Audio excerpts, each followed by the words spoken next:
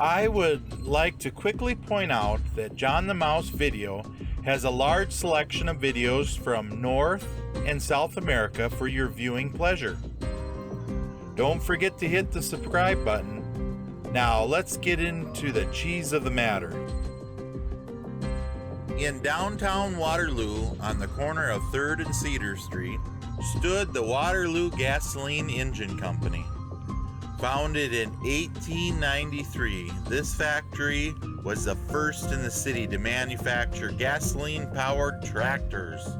In the early 20th century, the business was growing at a steady rate. At the same time, prominent businessmen were developing industrial parks around Blackhawk Creek, and the Waterloo Gasoline Engine Company decided to expand into one of their new developments. In 1910, they constructed Building B, one of the first facilities in the Red Cedar addition, and began using the building as a foundry.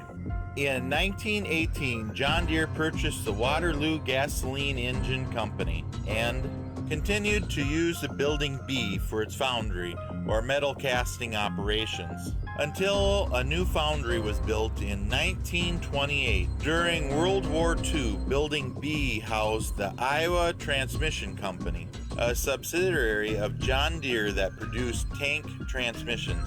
John Deere continued to use Building B until 1981. By that time, Deere had expanded factory operations beyond the Red Cedar addition to the Westfield addition, just west of Blackhawk Creek.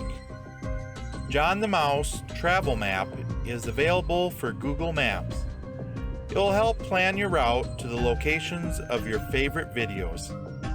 It is free to use. I have the link below. Please visit the playlist tab for videos that I have sorted for you. Don't forget to hit the subscribe button